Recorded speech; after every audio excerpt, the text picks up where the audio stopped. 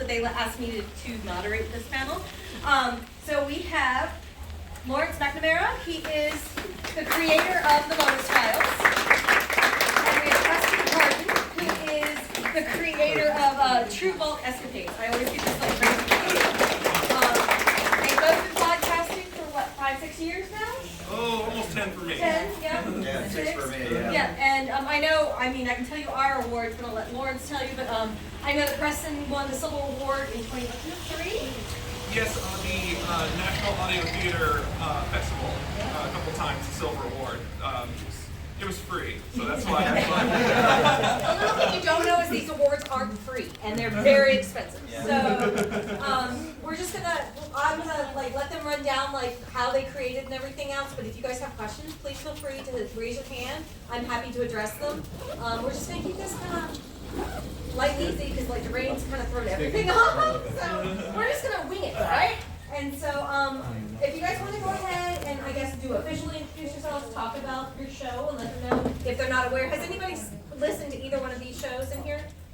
No? Okay, well, you guys all are now obligated the minute you leave this room to like and subscribe, and you should check them out. They are, if you're familiar, audio dramas are like the old time radio, right? Like Annie from the old times, where they tell stories without video. And so it's just oral, and it's sound effects, and it's your imagination, right?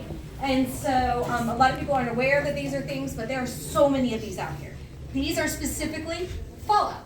And so I'll let them talk about their shows to let you guys understand what the shows are, because I could do it, but we'll let them do it.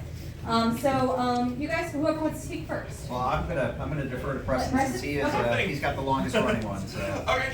Hi, I'm Preston Harden. I'm from Austin, Texas, and I got into Fallout a long time ago, like many of us did. And one of the things that stood out to me was the old retro, pre-war 1950s style they had going on. And when it came to the games, it was The Adventures of Herbert Daring Dashwood, if you guys remember that. That really pulled me in. And I knew that was based off of real old-time radio shows, and I went to go listen to my own. First one that came up was called Nick Carter, Master Detective. And it's a long-running show, 1943 to 1955. I binged it, and I'm like, I have to do something. So I went and I was just brainstorming these ideas, and out comes True Vault Escapades. I wanted the usual formula, so usually a hard-boiled detective, his girl Friday, they have a sort of police connection, and they solve crimes, but I applied that to Fallout. It was initially going to be 5 episodes long. I used to have a radio station called A-Bomb Radio, and it was a Fallout radio station that played oldies all day. And it was just going to run in rotation, just like Herbert Daring Dashwood. And so after I completed the 5 episodes, I decided to keep going, and we're up like 70-something episodes now, and it's a serialized, just like the transatlantic accents and the smoking, the drinking. I really applied the retro part of Fallout to the show, and I will have Walter and Bunny, the protagonists, solve cases together. They begin in Texas, where I'm from, obviously, I had to put them there. And then I moved them out to New Vegas, where they have a detective agency, and they solve cases. We've had some amazing voices in the Fallout community join. We've had Ryan Alosio, he's appeared, he plays Deacon. We've had Zach Finfrock, he did the artwork for our most recent episode. Kenny pops in a lot from Chad, Fallout 76 story. And that's really all it is. Every episode is a new case. And so I really wanted it to mimic shows like Nick Carter, Master Detective, or Dragnet, or The Shadow. And so that's what True Vault Escapades is all about. Go. Oh my God!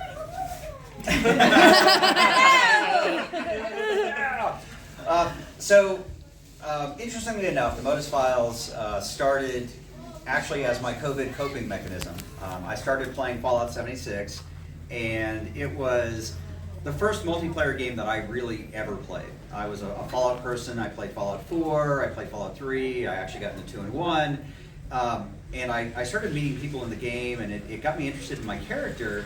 And I started thinking, well, what is my character doing? Like, what's their backstory? Kind of like as we all do. I mean, everybody in here, you have your OCs. I bet you if I picked somebody out in the audience and I said, hey, what's your character's name? Where are they from? Everybody here could say that because we all have that kind of in our head. And I started writing, because I write, I love to write, and I didn't have anything else to do, so I started writing what was originally a character guide, like my character's backstory and all of that. And then, just as happenstance, I was in the game playing Fallout 76, and I come back to my camp, and there was another player there, and they're on area mic, and they're like, oh, hey, this is really cool camp. Oh, his wall is damaged. So he went and he repaired my wall, and then I started talking to him. And I find out that he's another kind of Enclave flavored player, and immediately we just start talking to each other, and over the course of the next several weeks, he incorporates his character into kind of my narrative, and actually those two first characters were Valeria, my character, and Lilith, who was the second character. And then that suddenly turned into 300 pages of kind of our adventures and everything that we were doing. And I'm like, wow, this is really cool. What can I do with this? I was thinking, well, maybe I can write a book. And then just by happenstance, I talked to Ken. I was in one of his Discords, and he's like, hey, do a podcast. I was like, what's a podcast? I had no idea what I was doing. I was a writer. And I was like, oh, a podcast. So a week later, I downloaded Audacity. I actually just recorded my first episode kind of off the cuff, and then suddenly I was like, wow, this is kind of neat. And then I started writing more, and then all of a sudden I actually found Brad, who became the voice of Modus, and then I found Lucy Middleton, who became the character of Lilith, because originally the intent was I was just going to do it as an audiobook. It was just going to be me narrating. And then I was like, no, I could actually add characters in. So that's kind of how it started. But then I really started getting more into the lore of Fallout 76 and how it applied to the greater kind of Fallout universe. And we wanted to have a story that had a beginning, a middle, and an end. Originally we were going to have 4 seasons. We ended up settling on 3 of the main story. But it really grew from just my original idea to over 50 plus voice actors that got involved. We've actually released 107 episodes. And as I was joking with someone earlier, I've actually done one better than G.R.R. Martin. I actually finished my story. And we'll talk about this a little bit later, but it has been such an amazing experience. And audio dramas, especially in Fallout, because not only does it kind of meet the kind of retro nature of Fallout to begin, because everybody's listening to the radio. Well, what do you hear on the radio? Well, you hear things like Dragnet and Hawaii 5.0 and things like that were originally like audio dramas. And applying that to Fallout, it allows us to create these rich characters and tell a story that everybody who listens to it creates that image in their mind of what's going on. It's not visual, it's not something that you can see, but we've all experienced Fallout. We've all played the game. We played New Vegas. We played Fallout 4. We know what the world looks like, and then hearing it, that visual in our mind is what really drives it. And I think that that's what's really continued to drive me to tell these bigger stories. And I've always wanted to have that kind of continuous, kind of expansion of the world. And ultimately, I want to see the MODUS Files go from Fallout 76 all the way through to where even the TV show is today. I want to try to connect it all so that we all have something that we can look back at and be like, wow, this was really cool. Awesome. Does anybody want a question? I'm going to take a moment. Okay. Okay, so I know that, each show, and if Ken was here, I would address that too, but each show has a different way of telling this tale, right? So Lawrence does a narrator, and the narrator tells the tale, but then you hear the characters. With Preston's story, it's, like you said, it's very narrative driven, so it's more like you hear the main characters talking through it and telling the story through their words. And I know with Ken, his main character is the narrator. And his is very tongue-in-cheek, very, what's the word I'm looking for? It's very, matter of fact, I guess, where he's like, why does this bull have 80 pounds of stuff on it? He's like, suddenly I found myself walking around with 200 pounds, but I was fine. Or he dies and he wakes up the next day.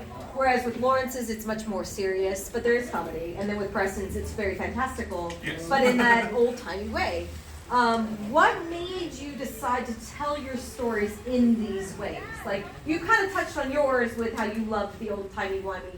With the narrative, I feel like it was probably just out of necessity, but it continued to be that way. What about those techniques makes your creative juices flow? Oh, okay. I guess this is like related to inspiration because it's like the retro feel, everything about Fallout, that 50s thing. When I was a kid and I saw Fallout for the first time being advertised, and I saw them advertising in a sort of Cold War era thing, I was like a millennial. I didn't know what any of that stuff was. And then it set me down this pipeline of, just like I said, all of these radio shows and old TV and old movies.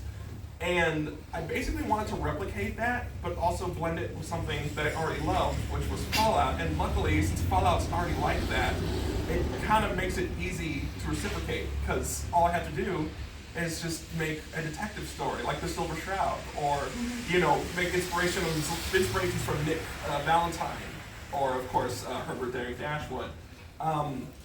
And I did want it to be authentic to the era that it was based off of, which is why, in the early parts of the series, there's like no cursing. The sound effects are intentionally cheap sounding. I tried to make it sound like it was being done in this like rinky-dink New York studio somewhere that was trying to get off the ground and make the radio show. And so that's the quality has gone way up since then. It used to be just me and a cracked Sony Vegas Pro 13, and I used to just do the editing. But yes, I really just wanted to blend retro with a video game, which is what I'm always addicted to. I've always been addicted to video games, and my new pipeline to the old school, I can make those things merge. And so that's basically what True Vault Escapades is all about. Yeah, with the MODUS Files, I really wanted to tell one cohesive story that started with really what was the beginning of what most of us would consider to be Fallout, which would be the opening of Vault 76 and that first Vault Dwellers kind of going out into Appalachia.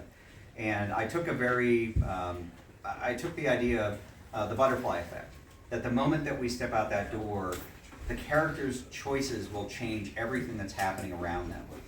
We live, unfortunately with 76 today, it is still kind of static, our choices don't matter as much, we kind of have to tell our own stories. But with the MODUS Files, it was really designed to be this expansive story. And in fact, I've said this before, I wrote the final episode of my main story 4 years before we actually got to the ending. So I knew exactly where we were going, but I didn't know how we were going to get there.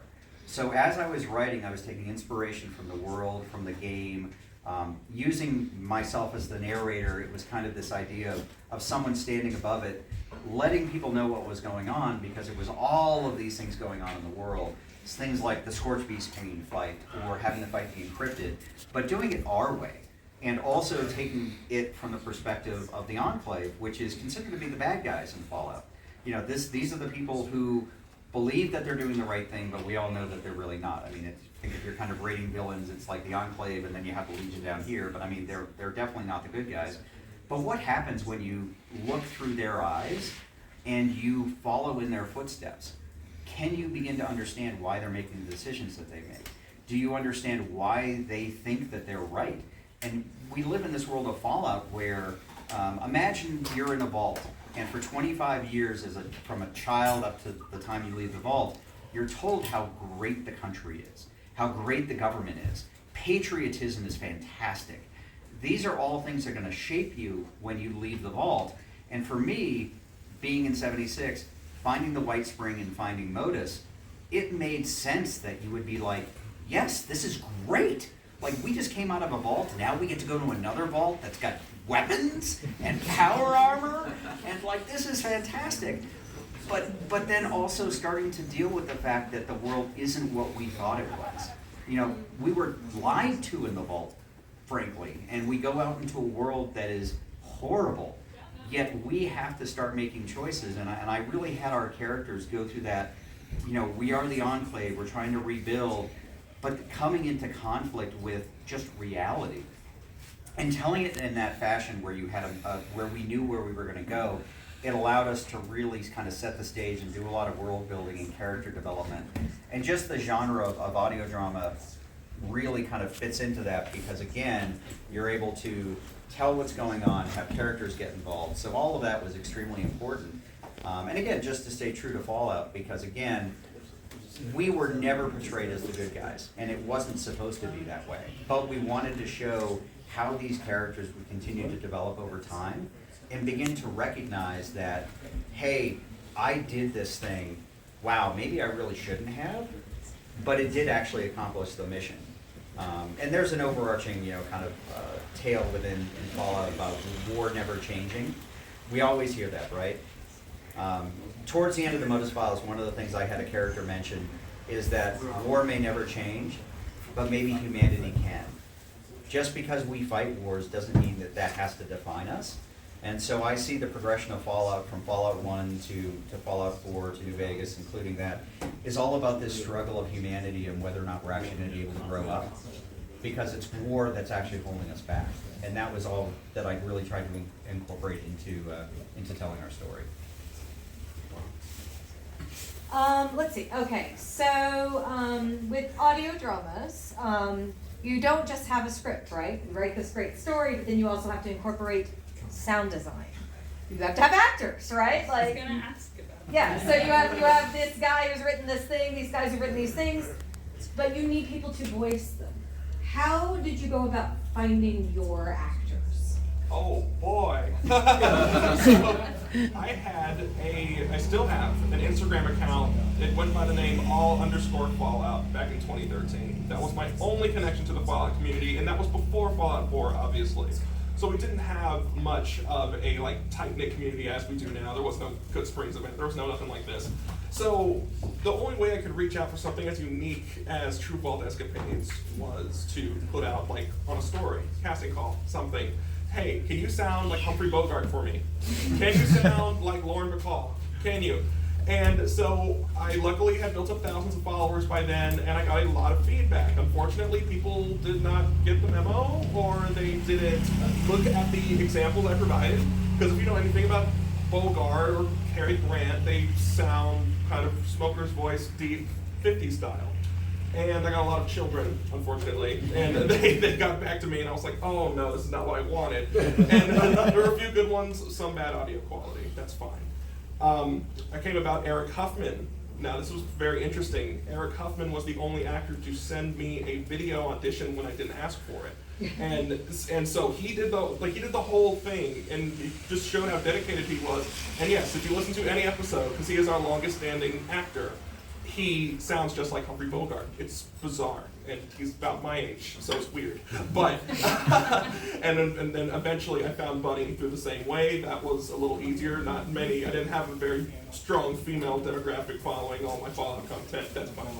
And that's how I found them. And when it came to blending their voices together, first of all, they were great.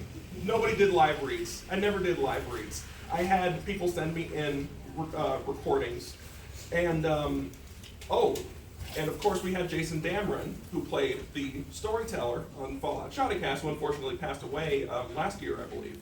He was the overseer of Vault 54, where the show takes place. And so that was a really cool motivator to get everything going, the fact that I had him on my cast and all these other people. And but again, I was the editor, and I didn't know how to edit. So, like I said, I got a cracked Sony Vegas Pro 13, put all of their files together, did not specify WAV or MP3 or anything like that. And I just put a vintage vinyl grain crackle over the whole thing. And you know what's weird? It worked. It worked. It's something about that bad quality made it sound great. And luckily with that cast, which all great, they're not, the only professional one on the team was Jason Dameron at the time. Everybody else was amateur. But they knocked it out of the park, even without the live reads and with the clashing audio qualities. And so, but that was the funky story of how I did, how I found my cast, and thank God for Instagram for that. Yeah, and again, not knowing anything about audio and really doing everything from scratch, even finding voice actors was really from scratch. In fact, my first voice actors I found from Reddit, and I just put out there was a Reddit for audio dramas, and I said, hey, I need some cast members, and it's a lot of trial and error, because there are a lot of people that want to be voice actors. And in fact, I would encourage anybody that actually wants to look into it, please do, because I think that we need to get more, just get more people into the genre, and doing voice acting isn't incredibly complicated. You just need to be able to take direction, you need to have decent equipment, please, please, please listen to your lines before you send them. Oh my God. Oh my God. Like, yeah, and also, I would say noise reduction is your friend. Like, even simple, something as Audition or Audacity has the ability to just select a little blank space, and then it'll wipe out like the background noise, because I can't even tell you the number of times I've heard ceiling fans, air conditioning, dogs barking, etc. You know, but like I said, so we did get, so our cast has primarily been amateurs. There's only a handful of voice actors that do any kind of professional work. In fact, we lucked out. One of our characters, Day, is voiced by a wonderful voice actor named Ryan Negrin, who actually does English dubs of anime. Like, that's his day job. And he loved Fallout, and he wanted to do our podcast. So for me, it was really just about not necessarily looking for a particular voice. And in fact, many of the characters that I wrote later on were actually built around whatever voice I was being provided with. So I actually was, when I was writing, I was like, oh, I know how this person sounds. Here's how it's going to be. We ultimately built up a really great Discord community, and a lot of our Discord members actually provided like bit parts. In fact, I enjoyed having Lilith kill many of my people members in Discord.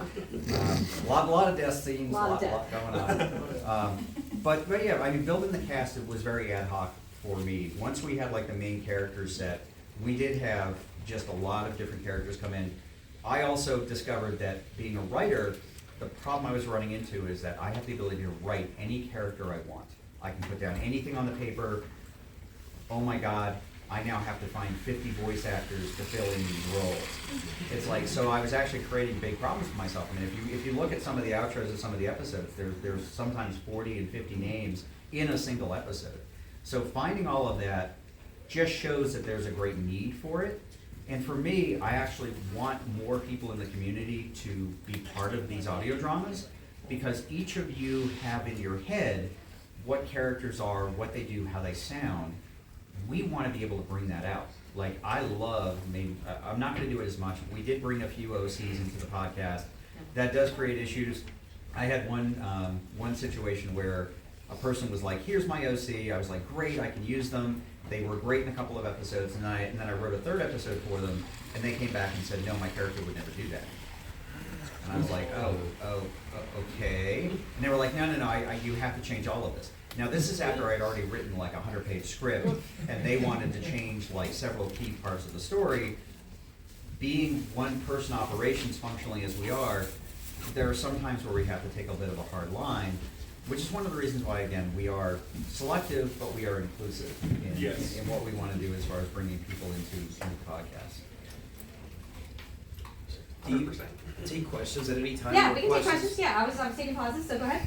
I just wanted to ask, and this question will go eventually to you, but I understand that you had up to 50 people sometimes per episode, and none of the actors would be in the same room. You got 50 different lines and you pieced them together.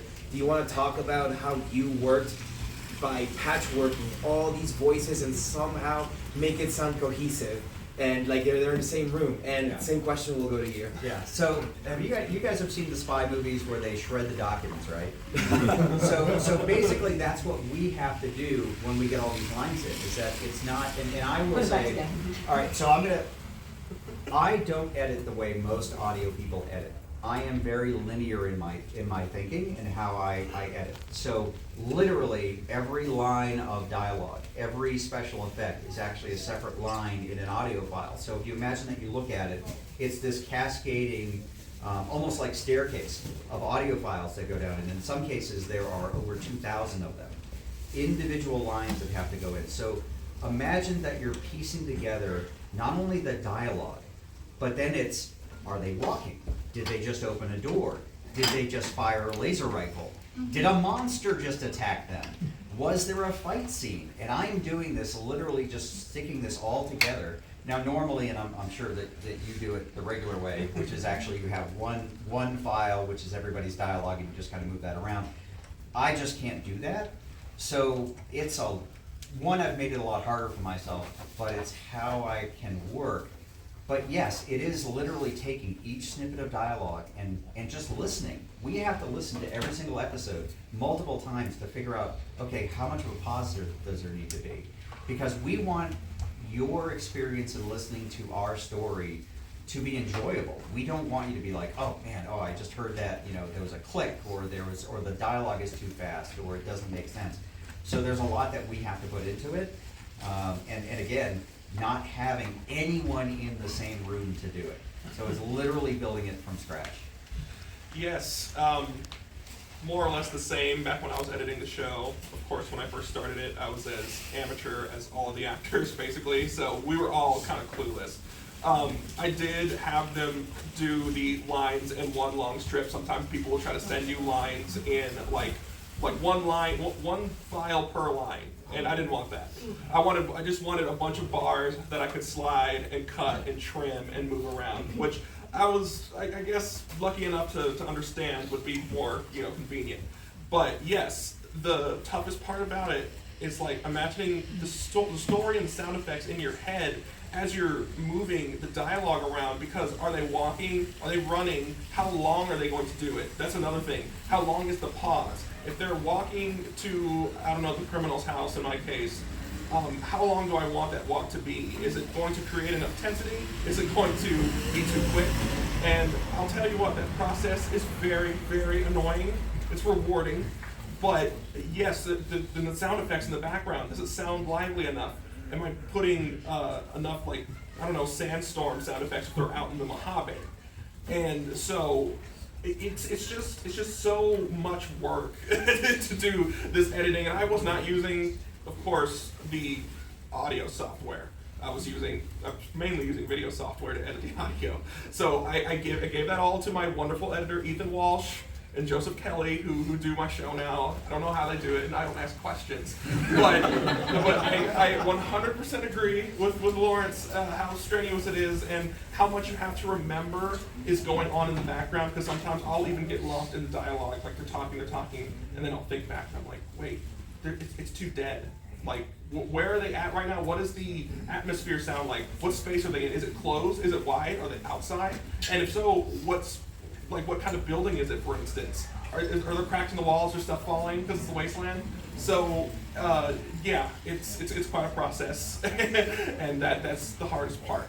Yeah, ambiance makes a whole difference. Yeah. Like, you'll have lines, and you can hear the lines, but they're nothing until you suddenly add that EQ, and you add the, like, reverb, and suddenly you sound like you're walking in a field, and, like, suddenly it just becomes magic. All right, So, I got a couple of questions. yes, ma'am. It was along the same lines as your sound effects that both of you were mentioning. How was your first introduction to Foley work and sound effects? So I needed to have people yell, and I couldn't find the right sound effect for it. So I ended up in my office, basically pacing off from my microphone, trying to figure out how far I needed to be to get the right tone. Also, when Lilith is eating someone, I God, that sound effect. yeah, I couldn't find like the right thing, so I think I grabbed like literally like a piece of chicken and just started like taking bites and just experimenting to see what it would look like. But luckily, like for me, I got access to the because of some friends of mine, I got access to the Fallout audio files. Oh, wow. So if you listen, a lot of the audio special effects we use come directly from the game, because I think that also creates a little bit of you can actually hear like what that automatic rifle sounds like. What does a Gatling plasma sound like?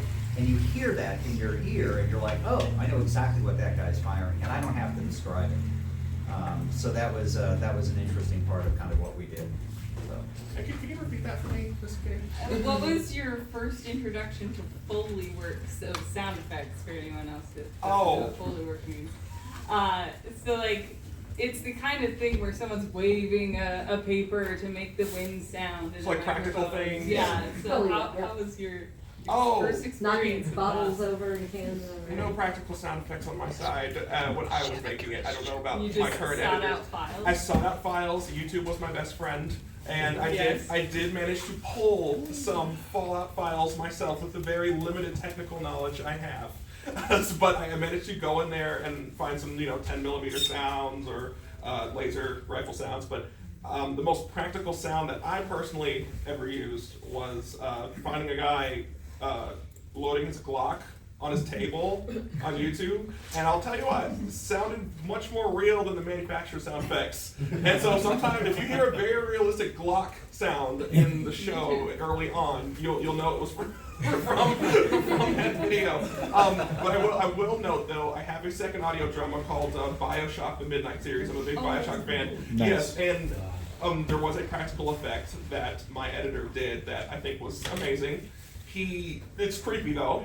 I don't know if you know Anna Culpepper from BioShock. She gets drowned in her bathtub, and I don't know why it's crossed his mind. He got his daughter to record it with him. He shoved his daughter's head in the tub, and she was pretending to scream and blow bubbles. And he didn't tell me that until after he finished. So even though that wasn't me making the practical effect, it was for my show. So I had to include that. And I said, you didn't have to do that. And he says, yeah, it was kind of disturbing, but it works. Well, that's as practical as it goes. Method acting. Oh my Yeah, God. very big method acting from the editor. That's crazy. So real quick, I will only say that my greatest achievement, only because it was my first achievement in audio mixing at all, was the day that I actually made somebody sound like they were coming through a radio. Like just figuring that out was like, to me, it was like the godsend. I was like, I can do this. I remember the first time I heard reverb, and I was like, oh, that's amazing. Everybody should be using this. So I think we have another question. Yeah, we got another one? Yep. So I have two questions kind of about writing. One of them is, what software do you use for writing? And the other one is, what's like your process? And like, how do you like write a script for an audio drama? Because I know what it looks like for visual media, but does it look the same for audio? So, okay, so again, I'm to me, simpler is always better. So I do everything in Google Docs. So I actually write a draft first, and then I have a template that I use that actually puts all the line numbers in. So if you looked at any of my scripts, and in fact I always post them on my Patreon too, is that it's literally just numbers with the with the person's name, and then in between will be like what the sound effects that I want. As far as my writing style, and this may surprise some people, besides that original like 300 pages that I wrote, when I write a script, I have no notes, I have no outline, everything is in my head. I literally sit down in front of my computer and I just start typing. And I go, I basically have, okay, this is what I want to accomplish, and I just write. And I think from a writing perspective, I think just like, I wouldn't encourage anybody else to necessarily do this, because I had to keep everything, 107 episodes worth of continuity in my head, which is extremely difficult, but somehow I managed to do it. But I think just in the process of, even if you're considering doing an audio drama at all, start by writing stories. Just write the story, write the location, write the characters, then you can go back and decide, how do I want this to sound? How do I want to present this? And again, you kind of have a couple of different ways that you can do it. You can do kind of the audiobook way, or you can do it more as a play, where people are actually talking to each other and you're talking through the action. But at least from my perspective, it's better to try to get all of your ideas down on paper first, and then kind of edit it to the point where you want it to be that story that you're telling.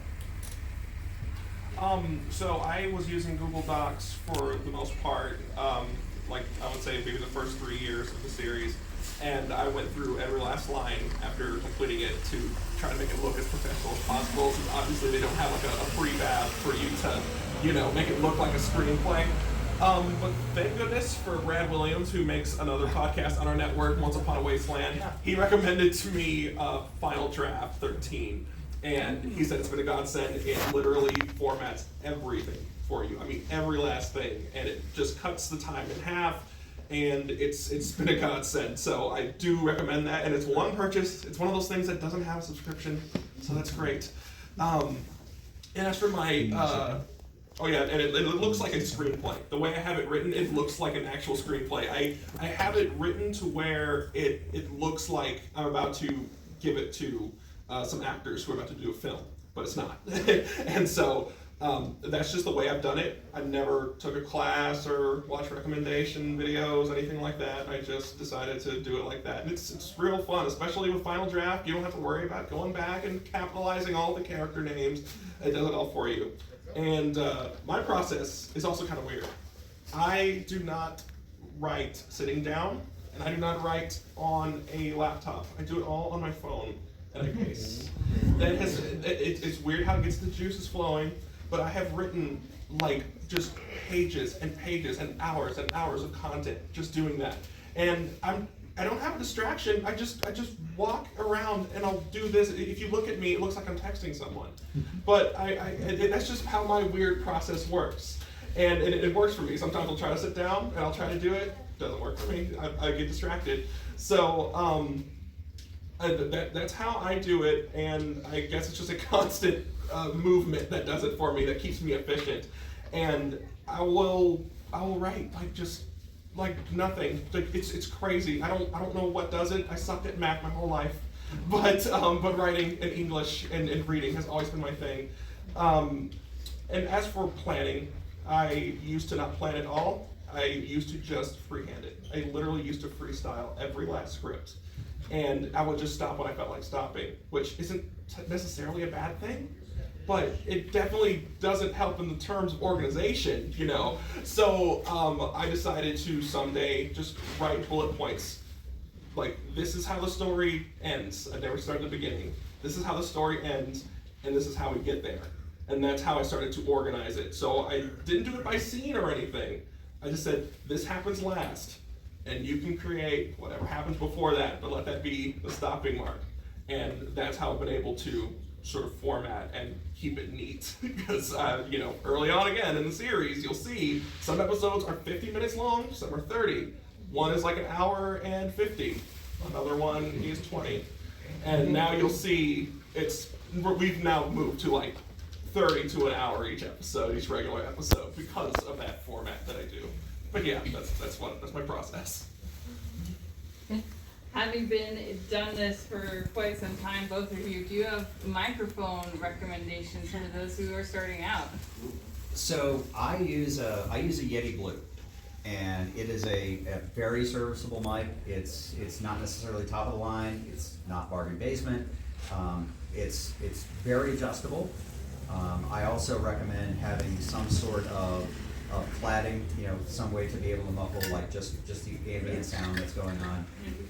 But to me, that's been kind of my stalwart, and I've used it for years. I started with a blue Snowball, then I went blue Yeti, because I'm also a voice actor. And then I went to a Audio-Technica AT2020, I believe, which is a good entry-level XLR microphone. I am now on a Shure SM7B. That's what I use. Yes, I love it, isn't it great? And so I love XLR microphones. I don't know too much about the technical side, but it works so great. But I will always say this to people who want to get into voice acting and things like that. It's less the microphone, it's more the space. The space is everything. Treat your room. Yes, I treated my whole closet, and of course the clothes in there help. And I have all of this acoustic foam everywhere. And to be honest with you, I don't think I could even notice a difference between the Shure's quality and the AT2020's quality after that. So again, and even a blue Yeti or blue Snowball, maybe in some aspects probably could tell the difference. And if you know what you're doing editing wise, that also helps a lot. I started with a Shure 57. Okay, yeah. And then I went on to the NV. Mostly, so the difference is you have XLR, which is the mic cord you see, and then you have USB, right? Mm-hmm. I had the NV7 does both, and frankly, I got that so I could do Discord calls. That was it. Yeah. But I record everything with XLR. But he's not wrong. You can use a pretty rudiment. I mean, I have one voice actor who uses his cell phone, but he can get under a table. He's under blankets. Poor man, he comes crawling out. He's like, bloody hell, it's hot there. And I'm like, yes, but your room sounds terrible. So I need you to be under those blankets, okay? And so he's not wrong. But it's simple. Your closet and your bedroom. Under a table with some blankets. You just want to eliminate that extra space around you. Up, down, left, right. And most mics on this level are dynamic, so that it's literally just right in front of you. You can't talk here, it won't hear you. You need to be right here. And so that's an important thing to remember. You want that kind of mic.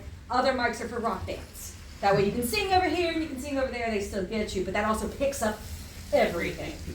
And so I have very loud squirrels and birds. He's had to fuss at me before. Because he's like, I hear your birds. I was like, damn it, I know, they're really loud today. Well, it was great though, because she did have cicadas one time, and I needed that. Oh, it was talk about Foley work. My cicadas are amazing. Sometimes I don't know when I'm playing Fallout and it's them. So yeah. But I would for anybody who's actually considering doing, I would say even just a podcast, not even an audio drama, is that set reasonable expectations for yourself. So when I walked into this, I never had any expectation of how long the episodes were going to be, how long we were going to be able to do it. I did it because I loved it and because I just wanted to be able to tell a story. And that got us through a lot of problems. I mean, in my first season, we had to change main voice actors because of just conflicts with getting lines in on time. We've had other issues of people that have kind of come in and come out. So you have to have enough flexibility and enough love for what you're doing to get through some of those rough patches, because it isn't going to be easy. Any one of our episodes takes between 30 and 40 hours of work to get out the door. These are very complex things. But again, we do it because we love it. In fact, I have not made a dime on anything that I've ever done with this. It's a passion project. I want this to be out in the community and for people to enjoy it. If you want to do something like that, don't do it to become famous. Don't do it to sit here. Because I never thought I would be here. Because this was, do it because it's something that you want to do, not because you're setting expectations for yourself. The popularity or whatever of what you do will be done. People will recognize that you're putting passion into what you do. And that's I guess my recommendation to everybody here is that whether you want to be a voice actor or you want to do a podcast of your own, love it. Don't just do it because it's like something cool or like, hey, I want to try this out. It's like, no, make it, do it because you want to do it. And that will show in anything you do. I have voice actors that don't have the best equipment, but they are so passionate in what they do, it's like, wow. Like, great, I can work with this audio quality because I love the way this person sounds, because they sound like the character, and that shows. Yeah, I mean, I used to release the episodes only on YouTube because I did not know the podcast world. So obviously, it didn't perform as well because people don't go to YouTube to see audio content all that much. And it wasn't until I discovered, I used to think podcasting was like, you had to have a deal with like ABC or something, just something, expensive and crazy. And then I realized anybody can do it. And even then though, for the few years I had it on YouTube, I still made it, despite it not really performing how I wanted to. But I was happy for the people that were there rooting for me and rooting for the show. And of course that just kept me going. But yeah, I never thought of some kind of end goal. I just wanted to do it because I was inspired by folks like Zach Finfrock, because he had the materials and the resources to make basically the Fallout show before the Fallout show, And I didn't really have that. And so I wanted a medium that I could express my love for Fallout and for old-time radio. And this weird little culmination happened, and I just wanted to do it, and that's why I'm still doing it now. And of course, it's performing a lot better now that it's on podcast, not on YouTube. But still, goes to show you, if you're fine with not receiving all of the feedback you want or expect, then I say just keep going, because you're not doing it for some sort of pot of gold at the end of the rainbow. You're just doing it because you like it. So yeah. Anyone else? Yes, sir. Do any of you have to deal with intellectual property? And I swear I'm not a narc. Okay, Mr. Bennett. That's an excellent question. Really good. So one of the reasons why I ended up turning my story into a podcast was specifically talking to Ken from the Chat podcast, because when you do things like books, for instance, that's when you start getting into issues with IP, because suddenly you're now making money specifically selling something based on an established IP. Podcasting's a bit different, because the only time we would ever make any money on that is through advertising, and so we're not really making money off of the IP. Also, I will say Bethesda is probably one of the greatest companies when it comes to encouraging fan content. They will step in certain cases, but in general, they love seeing what we do. because it gets the word out. Like we, we're doing this stuff and it's really free advertising for them. There was a pretty big change, I think, right around the time of the Microsoft acquisition, where their kind of support of the community kind of took a little bit of a dip, and that was only because I think they were trying to figure things out. But I would say today, their community managers, and even just as a company, they are extremely supportive. I'd say the only thing that's really a no-go is you just can't go out there blatantly selling your stuff and making money based on the IP. Like that's like I mean, even some of the Etsy stuff and that is kind of very much on the line. But I think what we do is really just true creative content. And again, we're not out here making tens of thousands of I'm not making dollars on this stuff. So, but no, I mean, and again, I've never had anybody from Bethesda come and say, hey, you can't do that. And in fact, I think when they've reached out to either of us, it's been more about, hey, we really like what you're doing. Can we help you? Is there something that we can do to encourage you? Yeah, I mean, I've had Bethesda UK, I distinctly remember they reached out to me because I won a contest that I didn't realize was for UK only. and so I was like, oh, sorry guys, please give that to someone else. And so they're like, oh no, it's real cool. And they gave me a little winky face and they said, like, we were loving the show, by the way. And I was like, oh. And so that was, I just left it at that. I didn't want to ask any more questions after that. But then, I mean, even more so, we had Chris Avalone. I reached out to him via LinkedIn, and he got back to me a few days later, and he told me he started listening to the show, and I told him about it, and I was like, there's a lot of approval going on here, not like backlash. And then I remember, I'm pretty sure Bethesda has put out a statement saying like, hey, use our music, we're fine, something like that, like that's free to use. So I just got a very welcoming feeling from Bethesda. They're always shouting out cosplayers and shouting out creators, and with the podcast, it doesn't feel all that different from what that is. So yeah, I never felt threatened. I never felt like I was stepping on anybody's toes. Yeah. And also remember, there's maybe a handful of us that are actually doing Fallout audio drama podcasts. There's obviously a lot of content creators that are out there, but we're very niche. I mean, between I think ourselves and Ken's, I think we represent probably, I'd say 60 or 70% of like the listens to Fallout podcasts. Yeah. But I think that's also a huge opportunity, because I think that again, if you look at the longevity of this, I mean, this is what, the 15th anniversary of Fallout New Vegas. Fallout goes back, almost 2 decades before that. I mean, there is so much out there that needs to be told. Remember, this is a universe that we all get to live in. You all have stories that you can tell, and this just happens to be a really great drama or a really great area in which to be able to tell that story. And it doesn't have to be complicated. It can be something as simple as what your character is doing. What is their life like? We have a serial here. We have solving cases, and then over here, I'm literally writing a story about potentially the end of the world again. These stories really run the gamut, and this is a great opportunity for all of you to be able to be a part of it and to tell a little bit and piece of it that adds to our collective, the collective story of Fallout. Yeah, enter the ring. Let's get more of y'all. Come on in. We're friendly. We don't bite. I promise.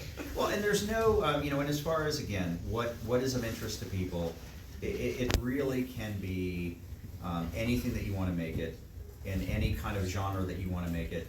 I think that we really kind of fell into this, and I think that the popularity and kind of the longevity of our podcast has really been built around the characters as well. So one of my other recommendations to you as potential writers or even voice actors is, these are not two-dimensional mustache twirling villains or Superman type superheroes. We all have faults. Write those into your characters. Nobody's perfect, and in fact, if you look at Fallout, nobody is perfect. It's very gray. Everybody has a good side and they have a bad side, and they make good choices and they make bad choices.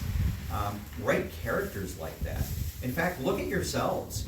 Write a character like what you would be. You're not always going to be good. You're not superhuman. You have faults. You're going to get hurt. You're going to get wounded. You're going to encounter people that are both good and bad. What really drives a story forward is really, at the end of the day, the characters. You want your listeners to understand them, to sympathize with them, to hate them in cases, or in some cases. but you want them to be human. You know, you want them to be the type of character that you could see in any, you know, whether it's a Hollywood movie or whether you're playing Fallout 76 or Fallout 4 or Fallout New Vegas, all of those characters actually mean something. And look at that through that lens. I mean, I love Preston's characters because they're so, in some cases, over the top, but there's always that underlying, I think, humanity to them. Yes, it's gotten, it used to be very black and white because it was kind of a caricature. It was all supposed to be just like, you know, Dark Passage or Casablanca. It was supposed to be just kind of a carbon copy, but in Fallout. But as the years have gone by, I've actually started to explore the more emotional side of things, because there is a underlying narrative in my show. It's about the Enclave and a talking Deathclaw. You'll get to it. And it all culminates, and it culminated in our recent season 6, where everything just came to light, and so many emotional stories happened. And I never thought about doing that before, like having these sort of detective Girl Friday characters going any further than they used to back in the day. I really humanized them more, and that's become more rewarding. I've had some comments of people telling me it's like a tearjerker, like they cry during this one episode, and I was like, what?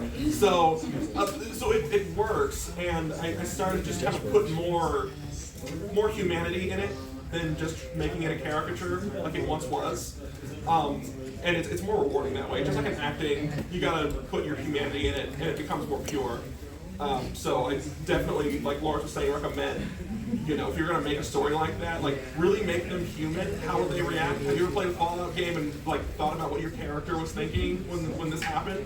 Apply that to the characters, and they really start to blossom. Anybody else? Yes, sir. Kind of two-tier question for both of us. I'll say this might be a broad question, but what compelled you to want to write within the Fallout universe? And then the second part of that is, within the various games, or even including the TV show or anything like that, what sort of stories did you find most compelling? Like, what really did make you ask, like, what is my character thinking? What are the characters thinking, that kind of thing? So what got me wanting to do the Fallout story was the unanswered questions. Because when I started playing 76, I'm very analytical, and there were certain things that occurred in the game that there wasn't a really good answer for. And I think maybe the first thing, maybe the spark was there were scorched, there were scorched mutant hounds. And FEV is supposed to allow you so that you're not infected by the scorch plague. And I was like, well, why is that? And that suddenly turned into a storyline, and it was all of these other kind of gaps in the lore, and I saw opportunity. And then because the community was so great, and because I really enjoyed what I was doing, I really wanted to tell that story. And that's kind of how that all developed, which was, one, I thought it was a really interesting, Fallout in general was just very interesting, but I wanted to be the person to answer those questions. Because we play video games a lot, and things happen, and you don't really understand why. Like, there are things that never get answered, and I'm like, no, I know what the answer is. I can create a really cool story here. So that's kind of that's why I think I got into that, because it was both because I was playing at the time, and it really just, it got my creative juices going, and I really wanted to kind of write that way. And the second part of the question was just if there's any storylines within any of the properties that you found most compelling. Oh, like man. that you feel like you wish you'd been able to write that. Oh, man. Yeah, actually, so the first one really was in Fallout 76, there's the Into the Mystery quest line, the story of the Mistress of Mysteries, about this woman who played the Mistress of Mysteries. The world ends, and then she suddenly decides, I want to become this superhero. And it is such a tragic tale of someone trying to do the right thing. And then how that all ended was just so tragic, and it was like, I was literally crying when I got to the end of that storyline. And I was like, man, I want to write like this. I want people to feel this way about my writing as I felt about this one, because I think that was just great. In Fallout New Vegas, there's so many really great storylines all going on at once, I couldn't actually pick one out. But I will say probably, I would say, and I know we're here, but I think if you look at all of the Fallout properties, the writing in Fallout New Vegas is, I think, the best, because it gives you such a breadth of choice, but also consequence, so that everything you go through really has that. And I think the greatest Bethesda properties and the greatest Bethesda storylines are the ones that have real consequence to the decisions that you have to make, and those decisions are not black and white. So that's what I would say. And then the first one was what got me into Yeah, writing just for what Fallout. hooked you? Whatever it was that I harped onto, whether it be Fallout, BioShock, all these games I was addicted to as a teenager, I wanted to insert myself into the ledger somewhere. I wanted to do something that maybe left a mark or just contributed to this game that I loved so much. And so again, back in high school, I had notepads. I would write these fanfics almost of Fallout, of these different Fallout stories. I just didn't know where to put it. How could other people get to it? I put together an actual fan fiction called what was it? Deep in the Heart of Radiation. Obviously, it takes place in Texas, and that was the first taste of putting it out for other people to do so. But that was. It's just I have to be a part of it. That's literally the long and short of it was that I can't stop thinking about it. I can't stop playing it. I got to do more. And so it just sort of spiraled in a good way into this.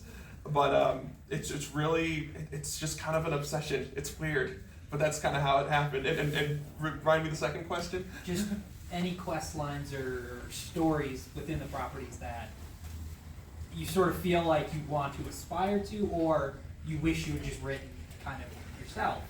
Oh boy, I a have lot. this one. I have a really obscure one, but I'm one for the obscure. I explore a lot of obscure parts of Fallout into True Vault because it's it's not much story. I can insert my own story to it, and that would be Andale.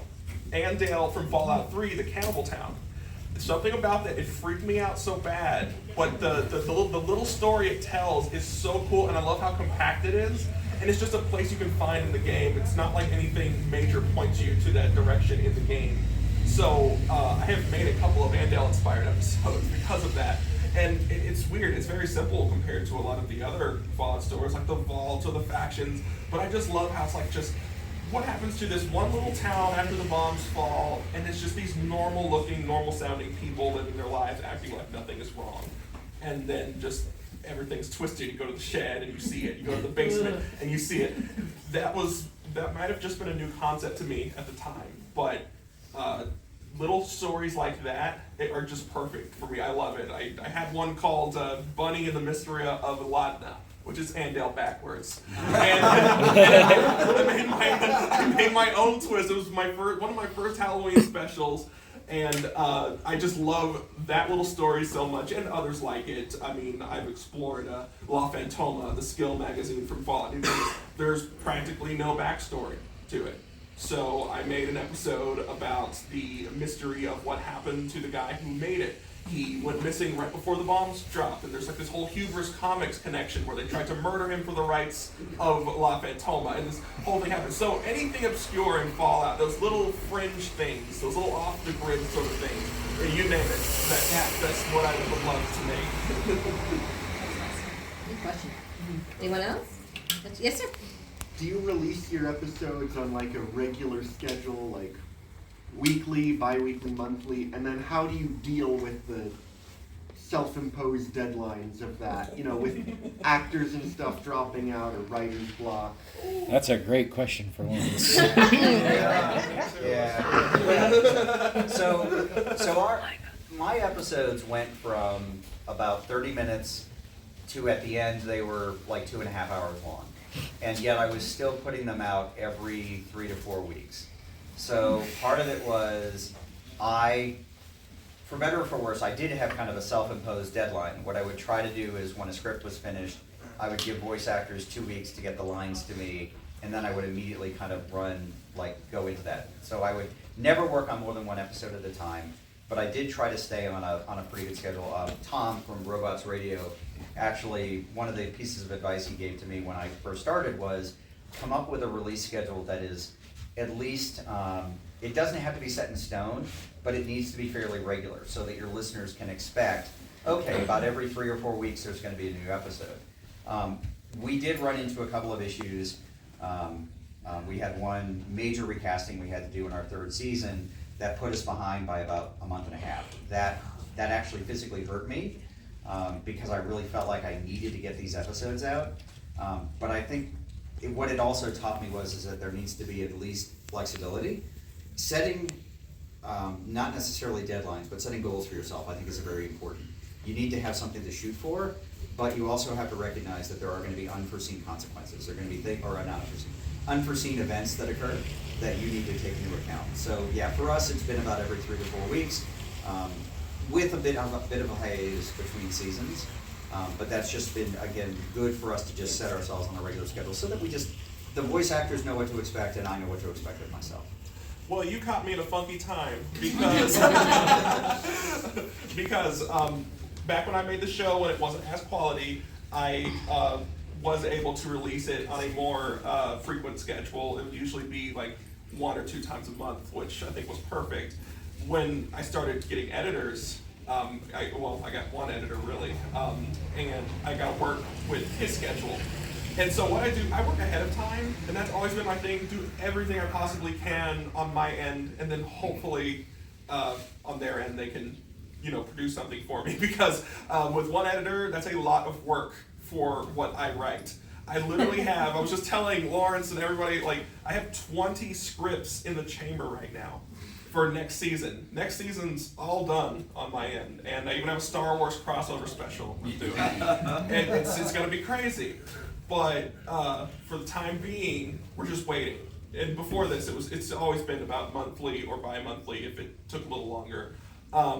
But of course, with that, my advice would be to keep it as regular as possible if you can. Consistency is key with all this stuff, whether it be this or YouTube or whatever it is you're putting out for people. I do recall, though, actors in the very beginning, that was very difficult to deal with because I was working with a lot of amateurs. Sometimes I would get ghosted by someone who had 2 lines to deliver to me. They could have done it. They could have done it yesterday, and I don't hear from them for weeks. And I don't want it to be one of those situations where I recast, then all of a sudden they've already sent it to me. I'm like, well, no, I recast you because I thought you left me. So that happened a lot. That held it back at first. And there were a few isolated incidents where that happened. Sometimes the actors, if they're not, about it, they can hold it all the way back. But no, for the most part, it's been monthly, bi-monthly. Just right now, whole lot of work for one person to do. So I have been trying to find him help, and that's just on the editor's side. Yeah. And I think too that's because we are volunteers. Nobody's getting paid for any of this. You also have to give people grace that there will be times in which there will be delays, so that we just have to be, one is, I think, creators, we need to set expectations, but we also need to understand the people that we're working with are doing it because it's their passion, because they want to do it, not because they're getting paid. Like I would, in a way, if I ever tried to commercialize this, it would suddenly become a job. I don't ever want this to be a job for me. I want this to be something that I can continue to do. And I want people to want to participate because they see that that there's somebody that's standing behind it that actually really cares about it. Of course, if somebody walked in here and dropped a contract in front of either of us for $1 million, okay, maybe that might change the conversation. But just in reality, I really do care very much about my voice actors and try to do things for them to reward them. So, for instance, when we do win awards, I do try to send out statuettes to my voice actors because I want them to feel like they've contributed, because they have. I can't do this by myself. The latest thing that we did, I actually got Hero Forge figures, and I actually had somebody print them, and they're 8-inch tall statues, and I've had them painted and sent out to the voice actors so they can actually have their character in their hand. Voice actors don't really ever get to see who they're portraying, so I felt that was important, and it's a way for me to give back because they're doing so much for me that I should be doing something for them. Yeah, I wish I wish I had the. I didn't even know that was a thing until I saw you post that. But yes, voice actors I think in general don't get enough love, and I do everything I can to even like I'll try to find my voice actors other jobs because of course they're giving me the grace of helping me, and I want to help them in return. And since I'm a voice actor myself, I will like, hey buddy, go do this, or hell, I'll put in a good word for you. Like I'll try to do something like that, or procure stickers at least, something to show my appreciation. But yes, they don't get enough love, and I mean I've stuck with some of my actors since 2016. It's crazy. Never met them in person. Some of them I've never even had a Zoom call with, but they're absolutely amazing, and yeah, they deserve all the appreciation for these types of projects. Any other questions? Sir? It's a couple, like, two-parter here. First one would be, do you have any tips or ideas for storyboarding? Like, I always have these grand ideas for videos or projects I want to make, and then I struggle to, like, break it down into smaller pieces. And then secondly, the other part with that is as I'm going through and making something, editing, doing whatever, I always struggle to, like, publish it, being like, well, I could add this, or I could change this, and then it takes a while for me to, like, be, like, satisfied with how a video is before I put it out. So any tips for getting past that? So, I'll actually answer the second part first. Perfect is the enemy of good, and I think that I would never release an episode if I wanted it to be perfect. I actually do sometimes live for the imperfections because it shows that somebody actually created it. So it's not like an AI generated thing. It's like, oh no, look, somebody's they missed this line, or the sound effect's not perfect. So what I would say is, again, setting reasonable expectations. Ken gave me great advice at the beginning. He's like, just do it. Like there's nothing that prevents you from hitting that button to publish that content, because you're encouraging people to look at it and then give you constructive feedback. To be like, oh, hey, this was really good, but this could be better. As far as storyboarding goes out, surprisingly enough, I actually use video games to storyboard things. Like, because if I'm thinking about something, like when we did our big like Scorch Beast Queen fight, I actually went and fought the Scorch Beast Queen like 12 different times to figure out how I wanted that to sound in the podcast, and actually even recorded the battles and incorporated that in. So if you're going to storyboard it out, use a visual medium that allows you to actually walk through it. So if you're going to do that, I actually pick a video game that's close to what you're trying to do and see if you can recreate that actually within the content, because if you can see it, then you can begin to describe it in a slightly different way. Yeah, I'll answer the second question first as well. I suck with the whole perfectionism thing. Always have, still trying to get out of it. When it just came down to when it became too much, I literally just I use all the tools I had. I'm gonna post it, and then we'll find improvements along the way. And I mean, I just started a YouTube channel that does paranormal stuff, and I hate my editing style, but my voice is there, the script is fine. I didn't like the way it looked, but I know if I spent like 5 more minutes on it, I would just have a headache or something. So I just posted it, and I'm just continuing to go. And then surprisingly, the editing has gotten better because I've just learned my way around better. So yeah, I guess the old Nike phrase, "just do it," is what I can provide. It's truly is that simple. But storyboarding, okay. Can you define storyboarding for me? Because when I think storyboarding, I think animation, like at Nickelodeon Studios or something. Yeah, so a lot of the types of videos I make, I like to, I picture like, okay, I want to do, like, for example, like I'm making a video right now about coming out to Vegas for the whole event here and whatnot, and I have ideas of places I want to go, things I want to see, and just like coming up with, okay, I know I'm doing this, I'm going here, what shots do I set up in between that? How do I frame different things and to convey what I want people to see, how I feel or what I'm seeing from situations. That was really so good, because I'm trying to think about myself in that particular situation and like how I do it, and I think we have two different creative minds in that way, because the first thing I would do with something like the shots and stuff like that is try to recreate as many as close as possible Fallout New Vegas shots. Yeah, no, that's what I did like with side by that. side. Yeah, but personally, that's kind of out of my realm, unfortunately, because I'd be so tempted to try and recreate a lot of these New Vegas shots, then maybe build it up to a reveal to Goodsprings or something like that, a lot of desert shots, or maybe up by the hill where Benny shot the courier. I've never been presented with that before, but that is very interesting. But that's what I would do. I appreciate it. Yeah, and also remember, there's no wrong way, because the way that you do, like again, I know that the way that I do things is not the way that I would necessarily encourage someone else to do it. What you should really shoot for is that end goal, and find out what works for you. If it's more comfortable to do it a certain way, then I would recommend doing that. Don't. Again, go back to, it doesn't have to be perfect. Whatever comes out of your mouth, whatever you actually put on the screen represents what you want to portray. Don't ever allow anyone to tell you what you should be doing. You just do it in a way that makes you feel like, hey, I've done this and this is what I want to convey, and I think it's pretty good. Because guess what? Other people will think it's pretty good too.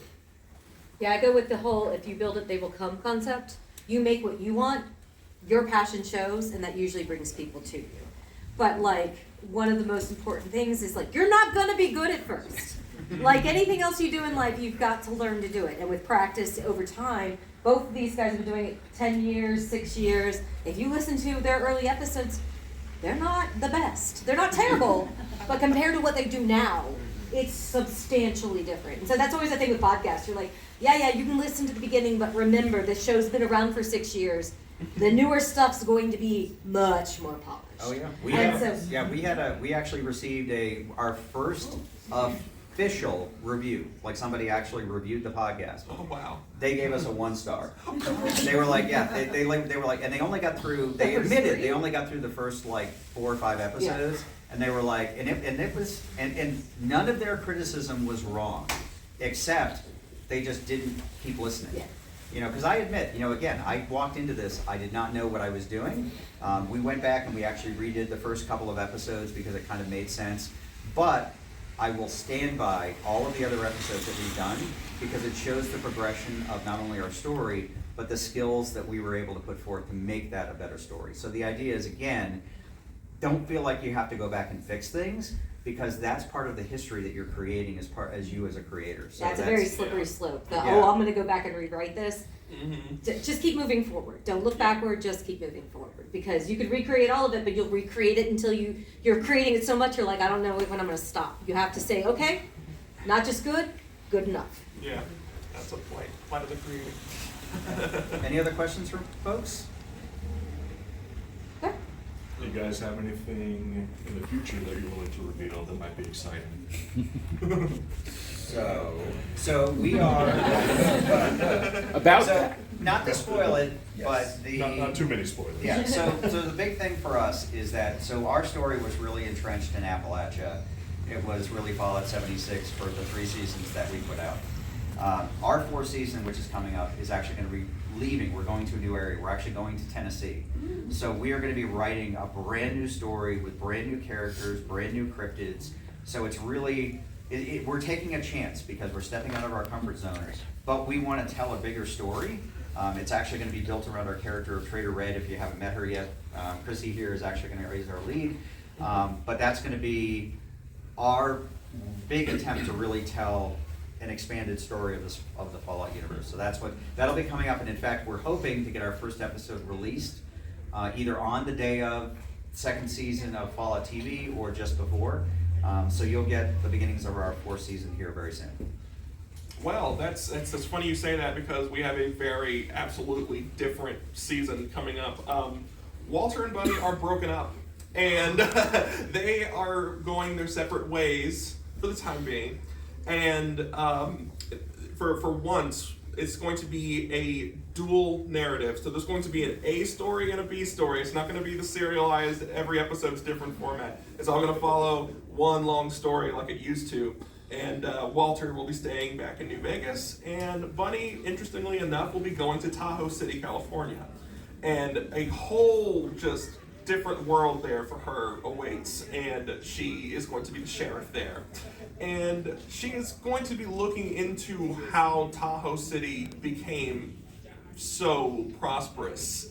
And I guess I'll leave it at that, but this will be a completely new area because for those that don't know, the show started off as one long narrative, and then it all became serial, the case of this, the case of that, the case of this and that. And then we're now going back to just another super long, just long story. And so it's gonna be different, but I think it's gonna be the best one. And that's not just self-promotion, I think it's gonna be the best one. Okay, I got the 10-minute warning. So we've got a lot of questions. I got one.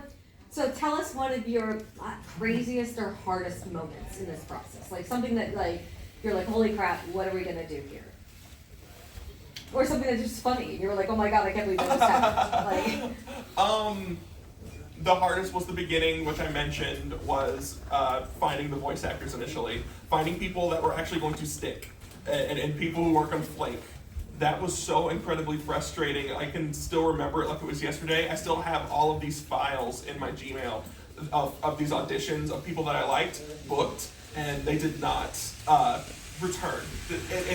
And this happened so long and delayed it. I wanted my show to premiere before Fallout 4 came out. Because it was 2014 when I was writing this, and 2015, Fallout 4. And it took so long because of those types of delays that I had to release it in 2016. So luckily, we're on a smooth path. And but yes, I don't think there's been any other roadblock more frustrating than that. So the funniest experience I had, so if you play Fallout 76, there is a raider called Weasel. And Weasel has a voice box because she said the wrong thing to the wrong person and they slit her throat. So now she has this voice box. Except she also continued to give attitude, so it was reprogrammed so she can't curse. So she's a raider who can't curse. Pandora Beatrix, who also plays our lead, Valeria, played Weasel, and I allowed her to write all of her dialogue.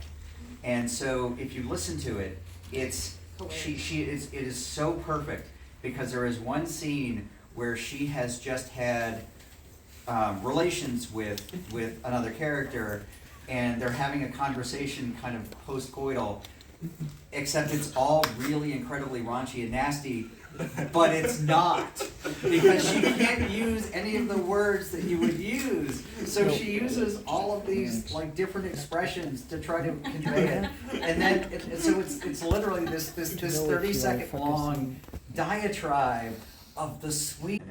Because again, we knew where our story was ending, but all of that to get to it was really open, and I think it's important. I think for all of us as creators too, is that we just want to be accessible to our community. I mean, it does get to a point sometimes where we do need to take a step back, but in general, don't be afraid to like reach out and say, hey, I like what you do, or whatever. I mean, we're human. We're here. Yeah. We're here answering your guys' questions and telling you about what we do because.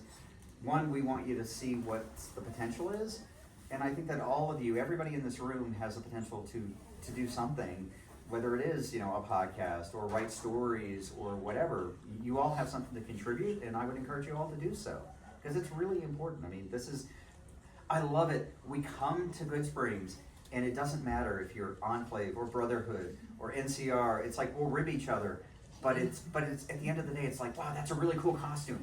Oh, wow, that's really neat. We're all here because we love Fallout, and I think that's the important thing we need to take away from all of this, is that it's this common love of this genre of this property that has given us all incredible gifts. And creating this podcast for me is my ability to reward myself, but I also want to reward the community and say, hey guys, here's a story that you guys can enjoy. Yep, exactly like how I did the fanfic. I just wanted to put something out there for the community, and this has been the most successful so far, which I'm very glad. I'm really glad to bring more content to Fallout fans. And I mean, like Lawrence said, I mean, I don't really see other communities, especially in the gaming world, like this. Like, you know what I mean? Like just this organized and have the sense of community. So it's just so welcoming to put something out like that. Like, you know, you're going to get a lot of praise and constructive criticism and not all of this, you know, negativity and stuff like that. So yeah, I would recommend, if you want to make something in Fallout, I would say absolutely do so, because we have a really cool net of people that you can collaborate with and talk to and just build bridges with. It's amazing, it really is. All right. All right. Any other questions? Yeah. Any last questions? All right. Well, then we'll go ahead and wrap it up so that we're not running late like the last one. I run a tight ship here. Thank you all for coming.